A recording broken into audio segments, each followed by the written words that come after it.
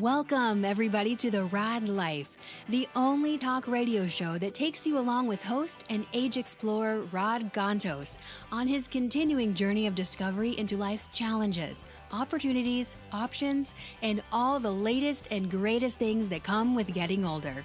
The Raad Life is brought to you this week by Your Home for a Lifetime, a company dedicated to empowering you to stay safely, independently, and comfortably in your own home.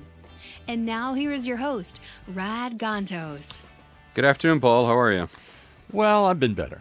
Yeah, you know, I sometimes we forget. We have so much fun on this show, and life intercedes. You know, I have said it many times, and I want to start with this on a positive. You know, I feel very blessed. I've been doing this thing for 3.5 years now, almost going on 4, and I'm very blessed to have started this journey with Mr. Paul Roberts here on his very kind of, what was it, Machiavellian? Did you have like ulterior motives when you basically offered up? The way I present usually is like, there was this dude. This dude didn't know any better, so he gave me a chance to have a radio show. And I don't know if he's regretted it since then. Hey, dude. We'll talk surfer talk, right, since you got a surf guest here today. But you know, I've said this, and there are some Wednesdays where this is even more meaningful, and today is one of those days, and I think individually, Paul and I are having just kind of more of a hump day than usual, is that in the middle of the week, I feel like I'm getting away with something. It's like a little vacation for me in the middle of the week when I do the show. We started off on Wednesdays. We started off in the middle of Wednesday at noon, and for the last 3.5 years, it has been a little sanctuary, a little island in the middle of the week, where I get a chance to sit down and have a uncurated, organic. I don't prepare. I'll admit it on the air. I don't prepare for these shows very much, and I really want to take this journey with my guests and Paul and see where it goes. And we get a chance to do that every week. And there are times when, you know, the common reaction from a lot of our guests, wouldn't you say, Paul, has been, everybody walks out very empowered and feeling really good about being on the show. And most common kind of comment is, that was a great time. I had a good time. I don't know. Maybe Jim will change his mind now after this. But we Jim's looking antsy already. We really like that it's a positive experience that we get to share. Well, because, you know, people don't talk anymore. Well, we shout, we scream, we tweet, we text, but we don't talk. And you know, if all's fine and life is grand and you know, everything is in alignment and you don't talk, it's one thing. But you know, we are human beings and we are wired for connection. And when we have situations where we're having a rough day or things are not exactly in sync and we need to have an airing of some sorts, sometimes it's really good to have places like this. And where do you get together with your tribe and talk real stuff? With your buddies, with your family, with your friends. We used to break bread, but we don't do that. We used to go to bar. Maybe some still do. We used to do lots of ways at a church or something. We'd gather and have meaningful conversations where we'd really try and, how are you? And it really wanted to know more than just great. And I want to give a shout out to, I had one of my tribe, if you will, remind me, totally unrelated, remind me of the importance of that just in passing conversation. I want to give a shout out to Mr. Brandon Moody, who's been on the show before. Yeah. Thank you for reminding me of that. The unfiltered is, I think, how you basically put it, ability to communicate with people. No agenda, just really want to get to know you and what's going on in your life and what you're thinking. So with that being said, I do want to also acknowledge that, Paul, sorry to hear about your aunt. Yeah. And that you're dealing with some difficulty there. I'll share this for those who've ridden along with this show. I keep bringing up my aunt through the years. She's just turned 94 a week ago here. And for those who've followed the show a couple months ago, my aging journey has been rough with her. She's always been alone, never got married, no kids. She's my late mother's only sister. And she's always been fiercely independent and on her own. But that finally came to an end a couple months ago, and I had to force her to go into basically a nursing home. And since then, the collapse in her mental state has been shocking. She's lost interest. She's hallucinating. She's lost weight. It's like she's totally given up. She doesn't have to die, but it's like all of a sudden now she wants to die. And so we finally took her in the hospital again. She's been in the hospital a couple times for emergencies over the last couple months. Spent the weekend there, and the doctor said, give up. Quit fighting it. Just let it go.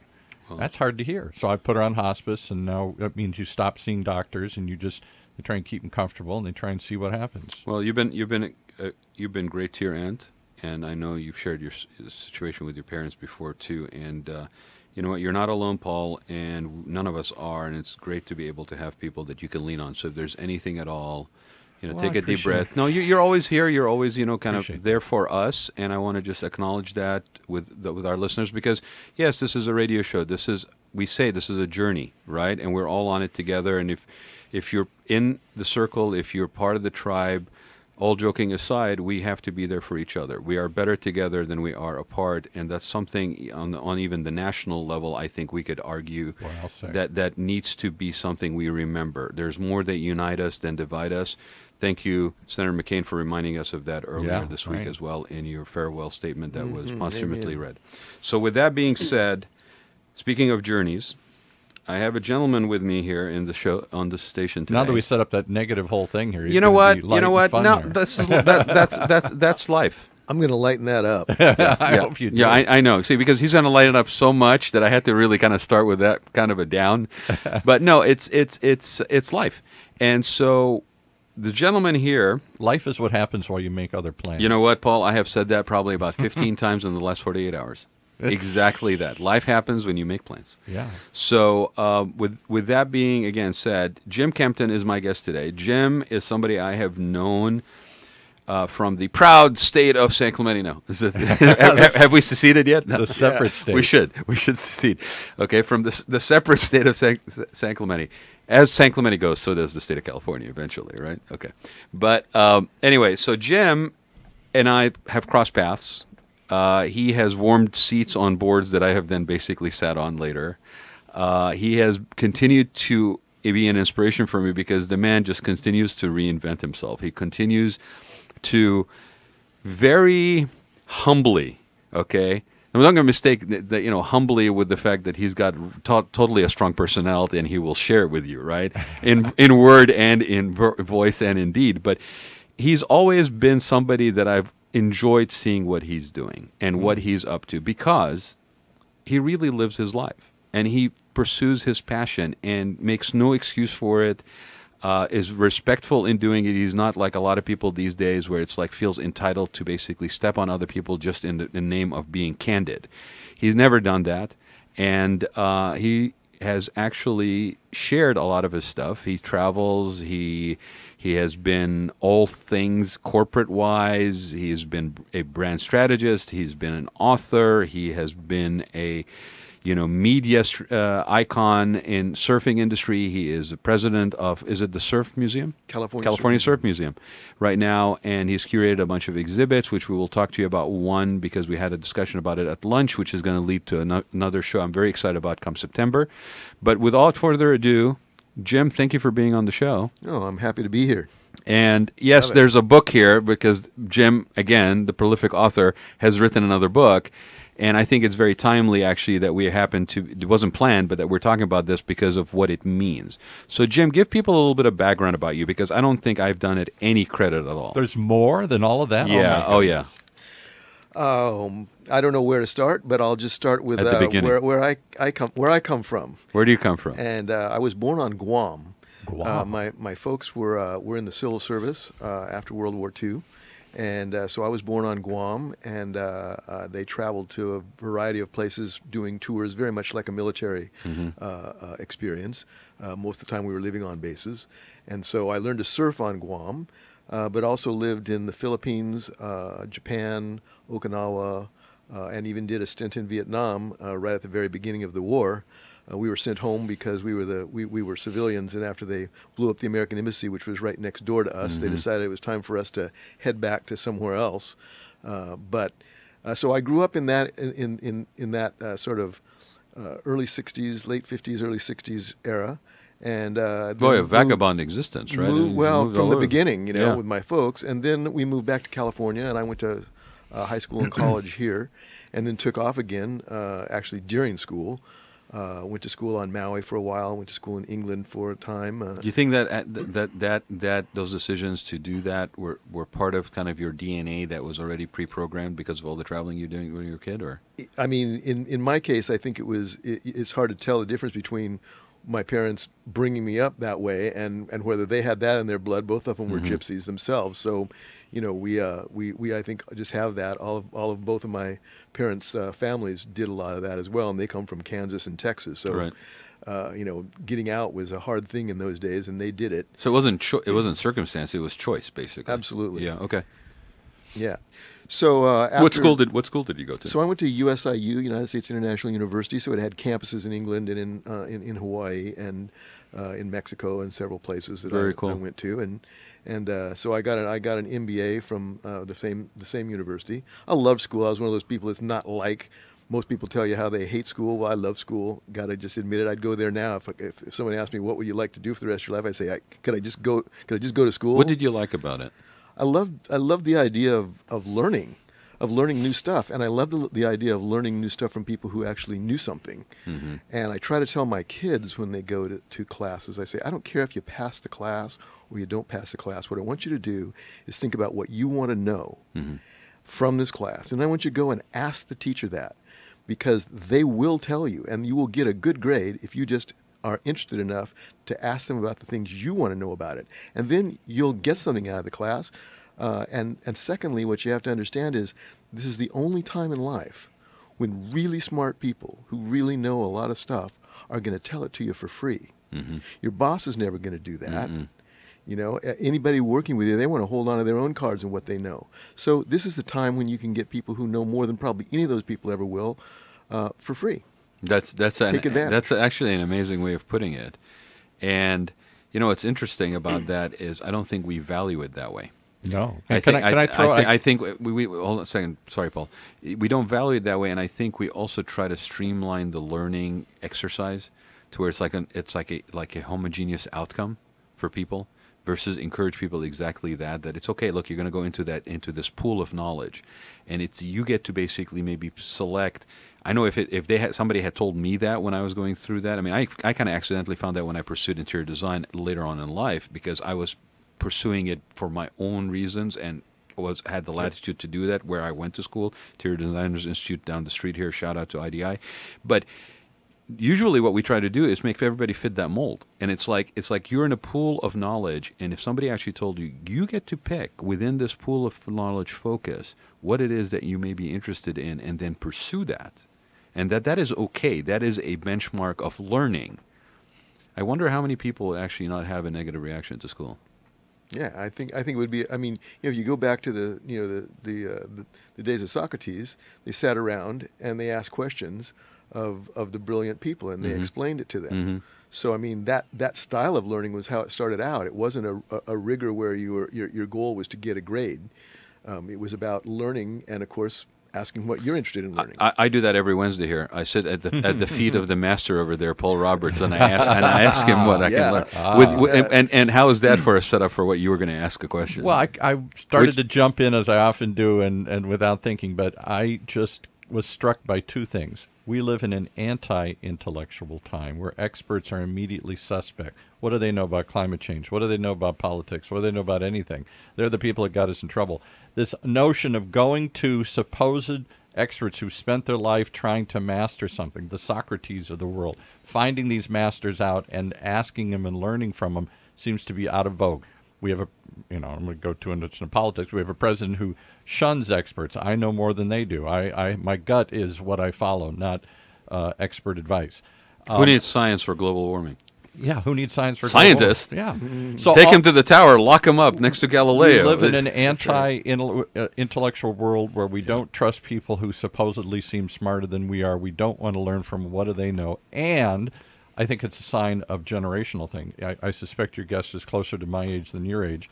He's talking about you, Jim. And I found that when I was young, I found it thrilling to go meet experts on any field and to get a chance to pick their brain, whether it was science or politics or art or music or celebrity. People who had accomplished something, I still find it fascinating to this day to talk to those people. Well, Most people don't. I think we don't want to. We don't want to learn because it challenges what we hold on to as being truth. You have to have a certain ability to put yourself at risk. Okay, lessons are not necessarily always, unicorns and rainbows and pleasant experiences. Their lessons take on their own shape and format, and sometimes you learn. What the old adage says. When the student is ready, the teacher will appear. Will appear. Yep. Right. There. Sometimes you don't get to pick when you learn. Okay, Right. and sometimes the lesson is not the format that you would have done. I mean, right. I teach classes. Okay, I start off my first time I taught a class. I did a curriculum, and I was like, okay, here's the outline of the class. That pretty much I made a paper airplane out of and threw it out the window about the second class in because that's not reality. And I understand you need something as a benchmark, like a safety net almost to fall onto, but you can't go through life with a safety net when it comes to learning. And we live in a time when I was joking somewhat about Galileo and the tower, right? But there are times when I'm really depressed about this lack of interest in intellectual pursuits That's my whole point. And looking at science as an asset for us, but instead like questioning it the minute somebody is more smart. But I'll tell you what I think it really is also, Paul.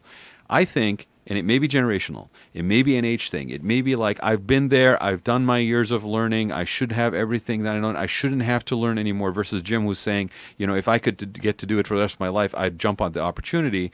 There are some people that are like, I don't want to learn new skills. No. I don't want to stop, working as a machinist, which I can't get a job on, or a coal miner as I get a job on, and basically learn another skill and basically pursue a different path and expand and grow myself. I don't want to. I shouldn't have to. I have a sense of entitlement that this should be enough. And I think when you go down that path, to your point, Paul, when you encounter people that may be, in your perception, smarter than you respond to them in a negative and a suspicious manner. Because it really is highlighting the fact that you yourself are not willing to take the next step in the journey. And I'll just give you a quick note on what I tell people when they talk about it, because really this idea is about elites that they keep talking about, right? Yeah, right. And I keep thinking, well, let's define what is elite. Like when you say there's an elite corps of military people called SEALs, what does that mean? That means that's the best in the business. Yeah, elite used to be a good right? word. Yeah. And so I We ask all people, strove to be an elite. right? And when you have a conversation, I use this all the time because it's the people who are resistant to the idea, or who are resistant and don't like elites. I say, so let me ask you something. If you were having a conversation with Tom Brady about football, and he said something and you said something, which one of you do you think would hold more weight? Yeah. You or Tom Brady? Which one of you knows more? And why does Tom Brady know more? Well, let's think about it. He is an elite. He's an elite because he's not only played the game, but he's observed the game, and he's been in it for 30 years longer than you've ever been born. And so when he says something about it, his opinion does mean more than yours. Well, and this and being idea it- that we're all equal and all our opinions count is a silly thing. It doesn't matter whether you're a football player like Tom Brady, or you're a scientist, or you're a person who studies cancer. You've done your homework. If you're a historian, it's because you've read every letter that Thomas Jefferson ever wrote. The other guy can have an opinion about Thomas Jefferson, but it shouldn't be weighted the same way. I mean, that's... But do you think that's the way the world is? It seems to be the complete opposite. Well, wait a minute. I know as much as that asshole. That's what I'm saying. What is the sphere of your that defines your version of the word world, Paul? What's my fear? Yeah, what's your sphere? What is, when you say the word world? What is that? Atlantic to the Pacific. Well, that's a whole nother thing. My view of the world is the world. I think so many people. I'm being facetious on so many purpose. people, the world, their world is their neighborhood, their immediacy. The world for most people has shrunk. I can't influence anything, so it's just my job, my immediate family, my immediate community. I don't want to know, learn, visit, hear about any of it. We seem to be going in an anti-intellectual world where we're shutting down and going into a narrower perspective. And yet, here's the funny thing, and I'm going to bring this back around sort of to what we're talking about a little bit, relevant to also the book. Right. Yet, one of the most watched shows on TV is Anthony Bourdain, Destination Unknown.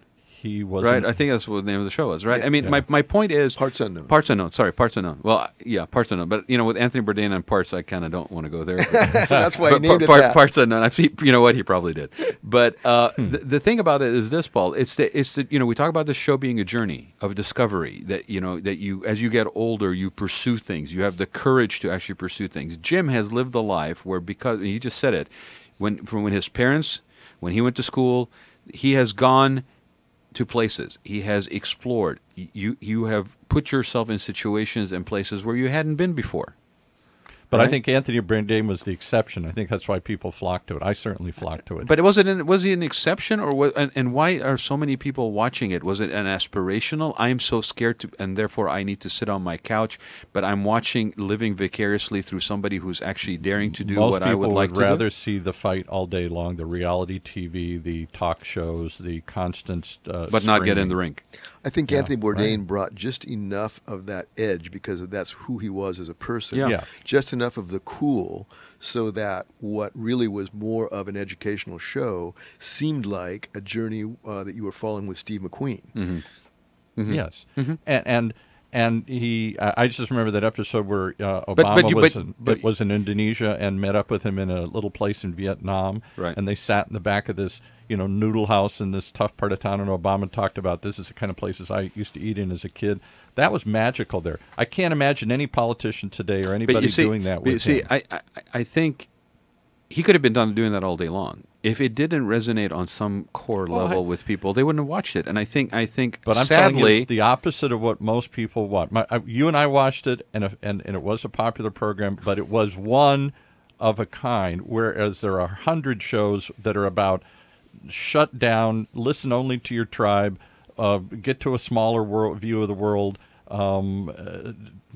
Anti-intellectual approach to it. Not exploring, not learning. You know what, Paul? I give you 100 shows like that. Again, I choose to be a little bit more optimistic about the human about the human I'm a pessimist. about the human condition. You're entitled. You're having a rough day, but I tend to be a little bit more optimistic about the human condition. I think all of those things that happen where we step away from the truth and our own personal truth and our own journeys and the things that we instinctively know are pursuits of happiness, not pursuits of pleasure. Totally different. You don't believe me? Read the Dalai Lama book. Totally different. Pursuit of pleasure, pursuit of happiness. Never thought of that. Right. Okay. Most people really have in their DNA these things that we're talking about. The desire to go, desire to explore, desire to find out, okay? They may be limiting themselves through fear, through previous experiences, whatever. So they live vicariously from the safety of the screen, the safety of a book, the safety of stuff of that nature, through people like Jim, through people like Anthony Bourdain, through people who dare to go. And sometimes it takes a That's why they monumental... listen to the Raad Life. Right. So... Well, maybe so, but with that being said, Jim, I want to also understand. So you've been an avid surfer for as long as you remember. Well, since I think I learned to surf when I was 10. Yeah. So from the time that I was able to, and where was the first place you surfed? First place I surfed was Talafofo Bay on Guam. It was the only freshwater river that ran in, so it created a kind of a Waikiki like swampland that had rolling waves, and the freshwater kills the reef. Right. So the islands were all ringed with coral reefs, which were much more difficult and dangerous to surf. But this was just a rolling wave like Waikiki or San Onofre. So it was an easy place to learn, and so that's where I cut. And my what teeth. is it about surfing culture that has this wand to the world, like that famous surf movie that was made in the 60s or 70s, or I forget what, Endless Summer? Endless Summer. Mm-hmm. And there's this idea of always looking for the next great wave, of traveling the world looking for that. Talk about seeking, right? Yeah. So I mean that the thing about it is it's a little bit like any discoverer. Wherever you find that's good, other people follow. So you're pushing all the time to find another place that is empty and undiscovered, and you can kind of enjoy for yourself, which is sometimes self-defeating, since we bring that to all of these wonderful places that we've been. But that's what pushes it. It's the sense of discovery and the idea that you can experience it at a sort of pristine level. And to what we were just saying, even within that same culture that is regarded as sort of a maverick culture, kind of an on the fringe, living life, by your wits kind of just getting in the car and going and finding the way. Even within that culture, there are layers. You just described the layer of the people that basically venture and the others that follow, and the ones that are needing the safety confirmation before they actually proceed. That's funny. That's again the human condition. It's Totally. even in this. But when I grew up in the Midwest, there wasn't. I don't remember. You didn't surf in the Midwest? Well, we certainly didn't surf. I don't remember. In the quarry There in were Michigan? two conflicting. I'm going to oversimplify, but there were two conflicting ethos drilled into us. One is to conform, be like your parents, do the same thing, follow in their footsteps, same job, same thing, same career, same neighborhood, same everything. To give up that wanderlust and that urge for something different, and to find value in tradition, same as everybody else.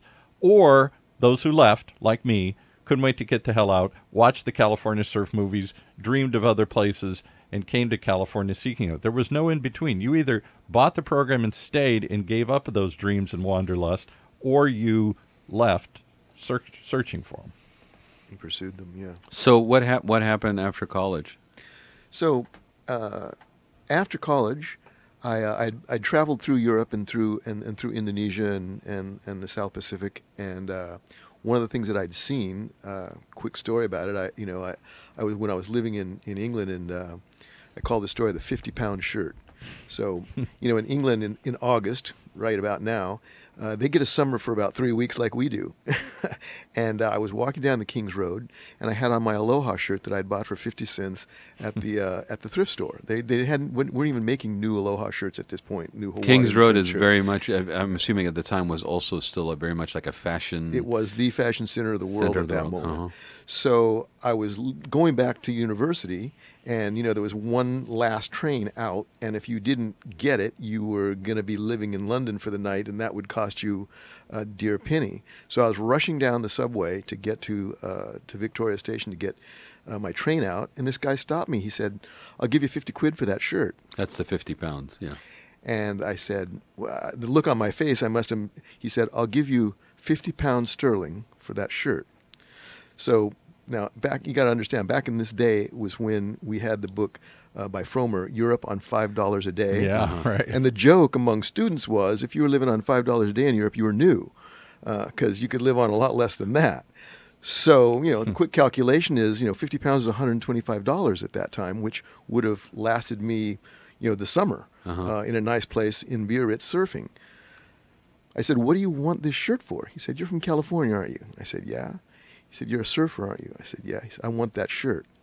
I said, "Well, listen, here's the deal. I've got to catch my train, and I don't have another shirt." He said, "I'm giving you 50 quid. Well, buy another shirt." I said, "I got to catch the train, or I'll be spending that 50 quid in a hotel in London." He took the 50-pound note out of his wallet, and he held it up to me, and he said, "I want that shirt. Give it to me." And I rode home for 3.5 hours on the train with no shirt on. Of course you did. Of course you did.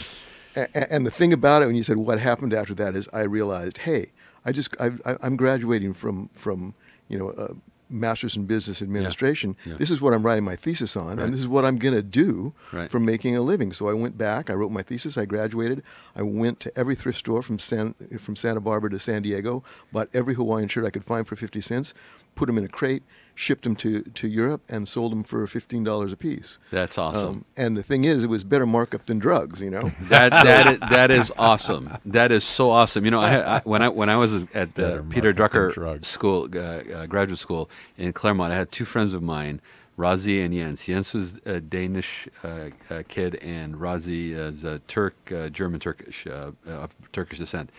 And it was funny. You just reminded me. That's what they did their thesis on for school, and they actually did it for Fiats and Mercedes in '87. That's exactly what they did. They brought them. They took them over to Germany, and they basically sold them while they were while Razi was driving a rusted color like Granada, I think, or something like that, right?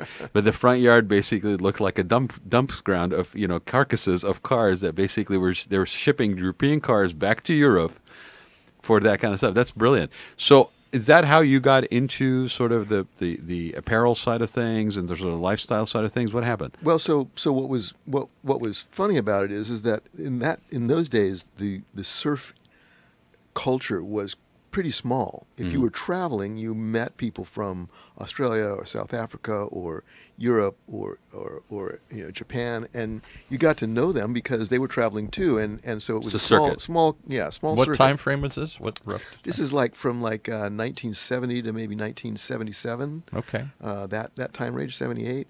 The 70s, and Good time to be in Europe. It was a fantastic time to be in Europe. It was cheap. It was safe. And I say safe. It's funny that we had terrorist attacks all the time. People talk about this thing with with all these terrorists, and they all come from the Muslim world. And I used to laugh. I used to say, did you not live through the Northern Ireland deal? Yeah. I mean, or the Rosa Brigada in Italy. the Red Brigade. The Red Brigade. I mean, it was everywhere. The Bader Meinhof And gang in Germany. We just ignored it. I mean, there would be sandbags up in front of all the restaurants in town that had big plate glass windows so that they couldn't throw a bomb through them. You continued living. It didn't even occur to us. I mean, I was living in the Basque country. And the Basques were trying to secede from Spain. From Spain. The ETA. They were throwing bombs into everywhere. In fact, I have a story that it's actually in the book called The Last Supper.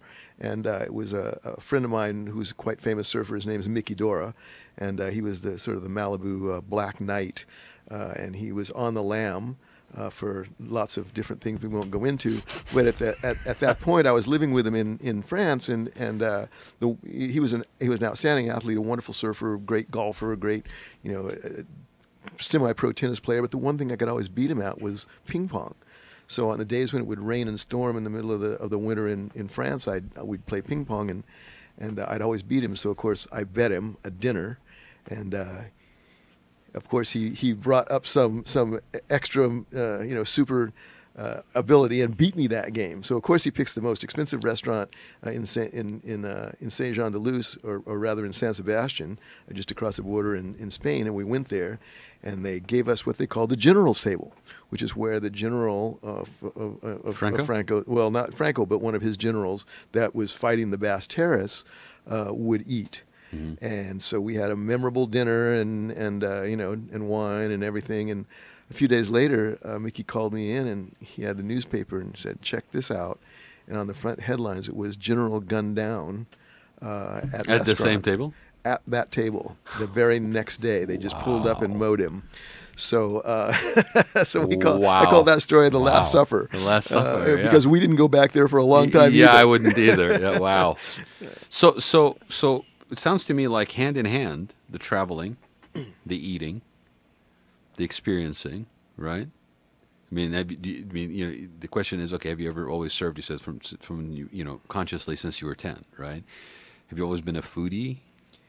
I think so. I mean, my parents loved to go out to dinner. My mom loved to. She loved to cook, but she got all of her ideas from going out to dinner. And the military had some pretty fabulous restaurants. We had officers' club privileges, so we got all the commissary and PX and officers' club opportunities in all these different places. And of course, they always had different cuisines wherever they were. So I've loved it all along, and when I'd go to places, I'd always try to get the recipe so I could make it when I came back if I really liked something. And as it turns out, most of the things you like are the things that those countries are famous for anyway, because they're famous because they're great. And so I began collecting recipes, and probably was doing that for 30 years before I started the book. So you've written other books, Jim, right? I mean, I have. Okay, are they all surfing related? Pretty much until this book, which is still surfing related, but I did a book on the history of San Onofre. I did a book on advanced surfing techniques from all the great surfers in the world, which I also kind of got to tell the story of surfboard performance and maneuvers by doing this, because it took them through all the maneuvers that had been developed with the best surfers in the world at that time. So most of the books that I've written have been surf related. And quite frankly, I wrote this book partially because I wanted to sell some copies, because I know how books sell. And I make this analogy because I think you guys will enjoy it. But surfers are jazz musicians, right? It doesn't mean they aren't great musicians. They're great musicians, but they play small clubs. Big hair bands and heavy metal play arenas, and so do football players. So they're great musicians, but they sell 10,000 copies of their record, not 10 million.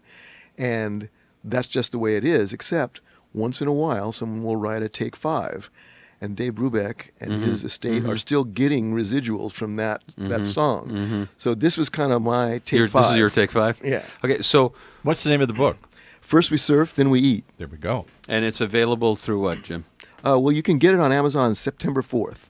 But it's available in Barnes & Noble. It's available in lots of surf shops. I'd say most surf shops. It's available in all the well-known bookstores. So is it currently out at those stores? It's currently out in those stores. You can buy it at Barnes & Noble right now. But it'll be at Amazon. It'll be on Amazon September 4th. if you're And not give close us enough. the tagline for the book. What's it all about? What's the elevator story for the book here? So I guess it's a lifetime of recipes from surfing adventures. Oh, that's like a lifetime and- of recipes from surfing adventures. And What a cool idea. is there a thread? What is the authentic voice of Jim Kempton in this book? How is it structured? So the book is 10 chapters. Each one is a surf region in the world. So Indonesia, Peru, Mexico, California, Hawaii, France, Spain, Basque Country, Central America, Morocco. And then within those chapters, within those regions, I tell little vignettes, little short stories about either adventures I've had or that someone else has had. And what follows is a recipe for each one. So 90 recipes with stories that you can talk about while you're cooking them or just enjoy the read of. So what's your favorite recipe in the book? People ask me that all the time, and I think it might be impossible for me to pick that only because I've got meats and salads and soups and vegetables and desserts, et cetera, et cetera. So it's hard to pick any one thing, but something that I probably cook. There's two things I probably cook more than anything else. One is called poulet basquez, which is all ingredients from France. It's a chicken dish with peppers and onions and a tomato-based sauce that is pretty much a hit with anybody I've ever served it to. And it is lunch, but you didn't bring any. Oh, we ate. The exclusive elites, I see, and the hoi polloi, me, I didn't get to eat. All right. That's right. What's the other one? And the other one is probably pancit noodles, which is basically fried rice but using noodles. And again, it's one of those things that's super easy to cook. Anybody can make spaghetti. If you can use any kind of noodles you want, from buckwheat to pasta noodles, and any thickness doesn't matter. And you cut up a bunch of vegetables and whatever meat you want, stir fry it, dump it into the noodles, mix it all up, and whale away. I love books that are cooking books. In fact, I have some still at my parents' from when I was in design school that I purchased that were like different areas like Mediterranean or whatever, and it was similar in that it basically showcased villages and then But I will admit that I will cook once in a while. I'm not afraid of going into the kitchen. I have been known to do guerrilla cooking all the time with whatever the ingredients are in there. And in fact, some people have asked me whether I've ever taken class, and I've said no. I've just wasted some time in the kitchen. And hopefully nothing got burned in the process. But I know that there's some recipes that are difficult. So how would you rate this from sort of a layman, somebody who's going to take this book? It looks a great coffee table book. It's great in the kitchen. It's a great gift, by the way. I just looked through it. I don't know if you guys saw some of the photos and some of the recipes. Would you rank the book as being on a level of difficulty for cooking as what? So is it a whole range of differences? It is. What I've got is I've got everything from 1 to 10 in terms of difficulty. So there are some recipes in it that are complicated because I wanted to give that to some of the people who are real foodies and who would really love that. And you can't go to a place like Morocco and not want to do the national full-on dish, tagine, right? and exactly. Yeah. So so you've got some that are complicated, but a lot of them, and I say this in the book, is that most of these recipes you can do on a Weber or a grill or with a stick over a fire. Oh, you Californian, you. Stick over a fire. Okay, and then just because I need to ask, do you have pairings in this?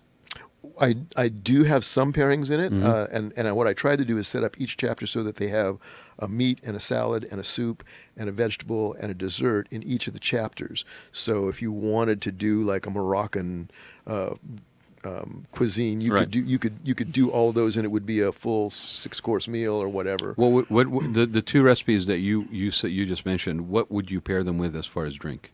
So I actually have a lot of cocktails and a lot of drinks in there, but pecan punch is one of the things that I do, which is a very sort of famous Basque brandy with wine mixture that they have with some fruit. It's sort of like a sangria, but much better. And so that is something that they generally drink with poulet basquez. And then just about anything with gin goes with stuff from Asia, because the English were there. So so you can make up your own drink. The colonial drink of choice. Exactly. Yeah. Well, and the thing about it, gin and tonic, people don't realize that tonic was actually quinine water to keep the malaria out. So they figured what the gin didn't kill, the quinine water would kill, right? What do they eat in Basque? I say that because we live in an area, one of the few areas that has a big Basque population. Up in Chino, huge Basque population. Yes. And I had a chance to, I used to own a bar and restaurant up in Chino, and I didn't know there were so many Basque sheep herders that had migrated to that area. And there were some Basque restaurants, as well as Bakersfield. There's a bunch of them up there. And I was stunned to see some stuff I never saw before like this. They take a cow tongue and do something to it. They take a cow tongue and they slice it super razor thin. And I'll tell you what, if you don't know what you're eating, you think you're in heaven. I mean, it's better than sashimi. And the moment that they tell you what it is, of course, your psychological processes change the perception of it. But my daughter and I took her to one of those when she had a soccer tournament out in Bakersfield, and we ate the whole plate. And it was so good. Of course, I asked the lady, "What was that?" And then, and I was glad we'd eaten the whole thing first, so we didn't have to turn anything back. But no, the main ingredients in Basque cooking in the France and Spain areas is the pepper, the piperard they call it there, that they brought back from the New World. And by the way, the Basques were the ones who actually sailed around the world, both with Columbus and Magellan. Both of them had Basque pilots, and the Basques had been fishing cod, which is their main thing, off of Newfoundland 500 years before Columbus set sail. Never heard that. Yeah. And the Basque pilot knew that if he said, you don't want to go northwest because I've been there and there ain't no India there. But if you go southwest, I'm sure we'll run into India because it's got to be there somewhere. And so they drove. They and I have to share my only other Basque fact I learned is that the Basque language is one of the few that they cannot relate to any other family group. Some of them trace back to Indo-European or to Germanic Romantic. But it's one of those few standalone languages that they, as far back as they can trace it, there's no other language related. Here's the interesting thing, right? I mean, we're talking about a cookbook, right? We're not really talking about a cookbook. We're talking about we're talking about an amplification of the human experience, an amplification of common thread that everybody shares. We all eat food. We all hopefully do more than just look at our phone when we're eating food, that we actually exchange and converse. And, if hopefully maybe if there's a surfboard and water, that, maybe there's no Wi-Fi signal in some remote area, and then you actually have to talk to somebody, right? But, I mean, these are things, like I said, these are some of the basics that we in modern society sometimes lose touch with. Are a lot of these ingredients, Jim, for these recipes available? Something that's really changed, as you know, the cuisine world has exploded over the last 10 years. New places like Peru have become major sort of culinary experiences now that people are bringing. So one of the things that's really changed is even in your supermarket now, when you go to the international section, that section has huge. Has grown tenfold in the last decade, and you see most of these things you can now get in even there, but in any specialty grocery store. Particularly in Southern California. I read an article recently that said Orange County has one of the most diverse ethnic selections in the entire country because of all the immigrants that have come here and all the different groups. But isn't it interesting, Paul, right? We talk about this, just if I may for a minute just step off the topic here, but we talk about diversity. We talk about people's sort of resistance to diversity, to multiculturalism, right? Not here in Orange County. No. I would go even further, and maybe I'm being kind of sarcastic, but maybe I don't know. I'm never sarcastic, right? But daily. But daily. Don't talk to my mother; she'll probably tell you more than daily. but as much as we are, there are some people that are sort of averse to that. I guarantee you those are the same people that are still walking into every friggin' restaurant with different food types and trying it out. And I think that's ironic as hell that we, on the most basic instinctive human basis of eating and experiencing things of that nature, that we will be open to it. But then the minute we get ourselves in our own way and we think beyond that, all of a sudden we have an aversion for certain Well, it things. reminds me when I was a kid, and black and white was the issue in Detroit, and probably still is to a large degree. And so everything was black and white, and there was the black side of town, the white side of town, and the racial riots and everything else. But didn't stop the white suburban kids like me from loving the black African music here, the Motown and everything else. So we might have been afraid to go into those neighborhoods or associate with those people, but we sure loved the music. So what would you? We're getting close to the end here, Jim. I want to ask you, if you were, from your perspective, the way you have lived your life, the way that you have enjoyed the benefits of living in a certain way, right? What would you share with people? What would be like a bit of advice that you would give people? Life lessons learned along the road here. Along the road. So people always say, do what you love.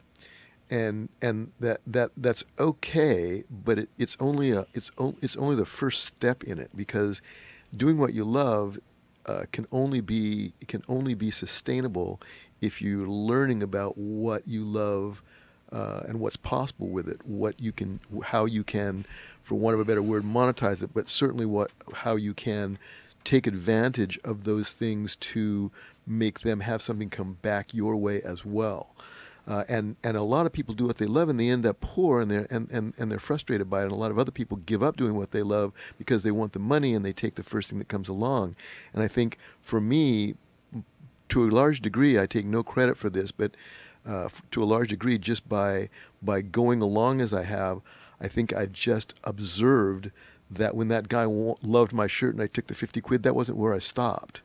I loved wearing those shirts, but what I learned was lots of other people did too, and if I could bring them something that they loved as well, then I was able to keep doing what I was doing and make a living. So you learned from that experience of being asked to give up your shirt. Absolutely. Right? And so would you say that it's almost like you got to work at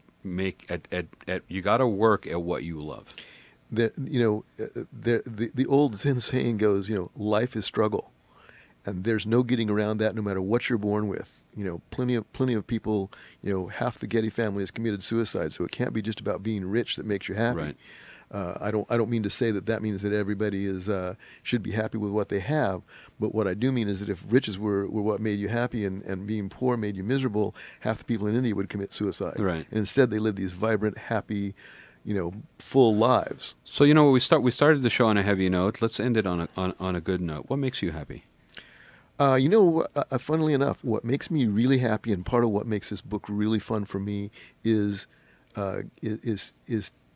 giving other people knowledge about things that I've learned and that I love, because that light up in people's faces when they try something and they love it is really fulfilling to me.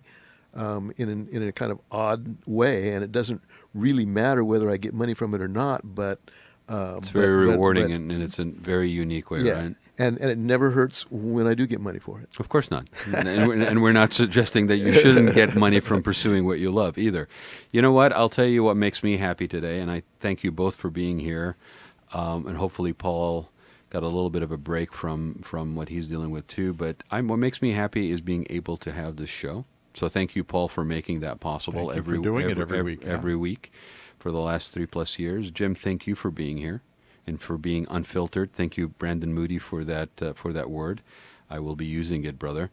And I thank everybody who's listening, because it really, to Jim's point, if we are partaking in this exchange, this journey with you guys that are listening, and that from that experience we get to share something that you find useful, even momentarily, or that later on it resonates with you, or something like that, then that makes this all worthwhile. People ask me, why I do this show and how it monetizes with my business. It doesn't. The reward I get out of this show has nothing to do with what I do for a living. The reward I get from this show is exactly the richness of experience that we just had with Jim here and with other guests that I've had, and I'm very blessed to be able to do this every week. So I thank everybody for making that part of my happiness. Thanks, Paul, for having this. You have been listening to the Raad Life radio show with your host and age explorer, Rad Gantos, brought to you on the one and only octalkradio.net. Join us again next week as we continue our journey of discovery into life's challenges, opportunities, options, and all the latest and greatest things that come with getting older.